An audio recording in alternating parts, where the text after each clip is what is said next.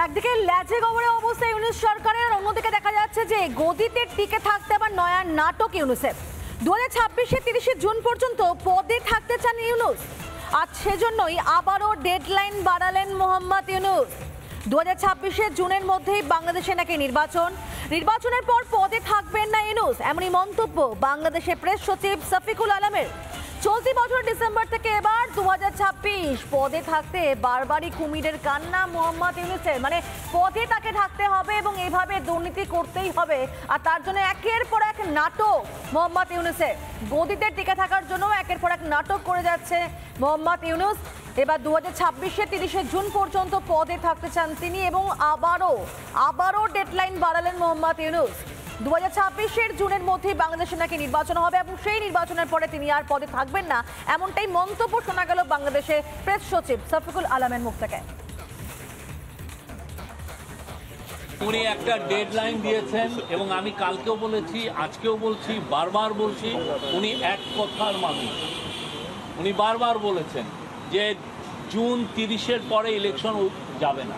এটা ডিসেম্বর থেকে জুন মাসের 30 তারিখ পর্যন্ত এর মধ্যে ইলেকশন হবে।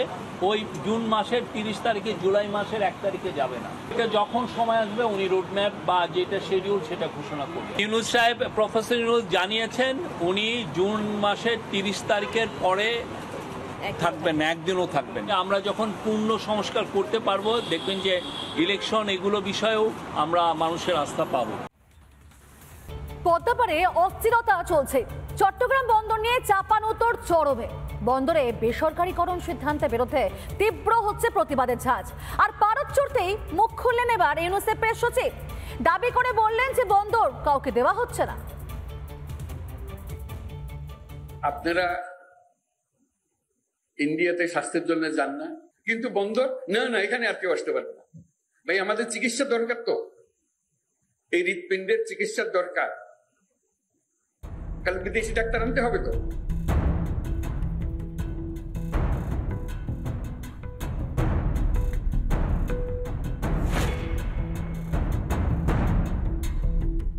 আপনি ইকোনমিক রিফর্ম করবেন, চিটাং পোর্টকে এড়িয়ে আপনি রিফর্ম করতে পারবেন, বিকজ আপনার জব তৈরি করতে হবে এবং এই জব তৈরিটা চিটাং পোর্টের এফিসিয়েন্সির সাথে জড়িত। অস্থির বাংলাদেশ। এই মুহূর্তে পদ্মাপাড়ের রাজনীতির কার্যত সবচেয়ে বড় ইস্যু চট্টগ্রাম বন্দর। বন্দরটির নিউমোরিং কন্টেইনার টার্মিনাল বা এনসিটির ব্যবস্থাপনা বিদেশি কোম্পানিকে দিতে চায় ইউনূস প্রশাসন। এ নিয়েই বাংলাদেশের রাজনীতিতে শুরু হয়ে যায় বিতর্ক। এই পরিস্থিতিতে কদিন আগেই সিদ্ধান্তের সপক্ষে সওয়াল করেন ইউনূস। চট্টগ্রাম বন্দরকে বাংলাদেশের অর্থনীতির হৃৎপিণ্ড বলে উল্লেখ করেন। সবাই চট্টগ্রাম বন্দরের যে টিম আছে, রিয়ার অ্যাডমিরাল জামান, তার পেছনে আমরা দাঁড়াই। অর্থনীতি, এটা বিশাল অর্থনীতি হবে যদি আমরা চট্টগ্রাম বন্দরকে বিশাল হৃৎপিণ্ডে পরিণত করতে পারি। কিন্তু তাতে চিড়ে ভেজেনি বাংলাদেশের বিভিন্ন সংগঠনের দাবি, চট্টগ্রাম বন্দর বিদেশিদের হাতে দেওয়া যাবে না। সুর চড়ায় বিএনপি, এমনকি শেখ হাসিনাও তার বার্তায় চট্টগ্রাম বন্দরের প্রসঙ্গ তোলেন। ইউনূসের সিদ্ধান্তের প্রতিবাদে এদিনও বন্দরে বিক্ষোভ দেখায় জাতীয়তাবাদী শ্রমিক দলের চট্টগ্রাম বন্দর শাখা। পরিস্থিতি সামাল দিতে ইউনূসের হয়ে ব্যাট ধরতে হলো তার প্রেস সচিবকে। তিনি দাবি করলেন, চট্টগ্রাম বন্দর কাউকে দেওয়া হচ্ছে না, কেবলমাত্র চট্টগ্রাম বন্দরের সংস্কার করতে চায় প্রশাসন। কেন বিদেশি কোম্পানিকে ভরসা, তাও বোঝানোর মরিয়া চেষ্টা করেন ইউনূসের প্রেস সচিব। এটা পুরো পৃথিবীতে এটা হয়েছে, এমন কোন দেশ নাই যারা ইকোনমিক্যালি প্রসপার করছে, যার একটা দুইটা বা 10-15টা পোর্ট বিদেশিরা এসে ম্যানেজ করে নাই। সেটা একটা উন্নত দেশই হোক আর একটা ডেভেলপিং দেশই হোক।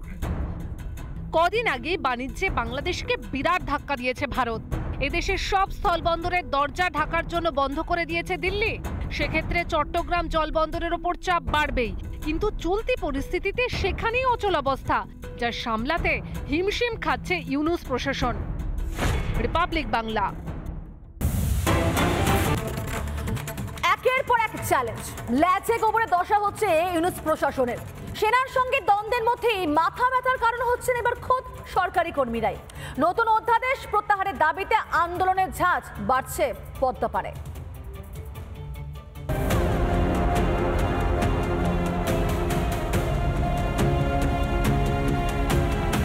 যত দিন যাচ্ছে ততই পেঁচে পড়ছে পদ্মাপাড়ের ইউনূস সরকার। এমনিতেই সেনার সঙ্গে দ্বন্দ্ব চরমে উঠেছে মোহাম্মদ ইউনূসের। বিএনপি ইউনূস বৈঠকেও বরফ গলেনি, উল্টে ঢাকার রাস্তায় সেনার টহল বাড়ছে।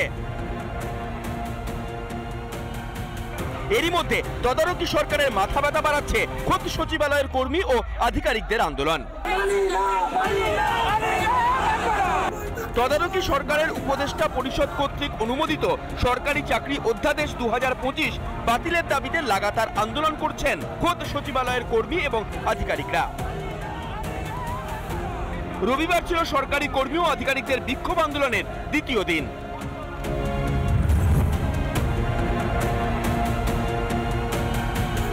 সম্প্রতি সরকারি চাকরি আইনের 2018 সংশোধন করে সরকারি চাকরি সংশোধন অধ্যাদেশ 2025-এর খসড়ায় অনুমোদন দেওয়া হয়, যা কার্যকর করা হলে সরকারি আধিকারিক ও কর্মচারীদের বিরুদ্ধে সহজেই শাস্তি ঘোষণা করা যাবে, এমনকি তাদের অতি সহজে চাকরি থেকে বরখাস্তও করা যাবে বলে অভিযোগ। তাই এই সংশোধনীকে কালা কানুন বলছেন সচিবালয়ের কর্মী এবং আধিকারিকরা, এবং প্রত্যাহার না করা পর্যন্ত বিক্ষোভ চালানোর ঘোষণা করেছেন সরকারি কর্মচারীরা। ফলে সাম্প্রতিক সময়ে ইউনূস নেতৃত্বাধীন তদারকি সরকার একের পর এক চ্যালেঞ্জের মুখোমুখি হচ্ছে। সব মিলিয়ে ফের একবার এক অস্থির পরিস্থিতির দিকে এগোচ্ছে বাংলাদেশ। রিপাবলিক বাংলা। নানা ধরনের কন্টেন্ট দেখার জন্য লাইক করুন, শেয়ার করুন আমাদের ফেসবুক পেজ, সাবস্ক্রাইব করুন আমাদের ইউটিউব চ্যানেল। পাশাপাশি অন্যান্য ব্রেকিং নিউজের জন্য অবশ্যই চোখ রাখুন রিপাবলিক বাংলায়।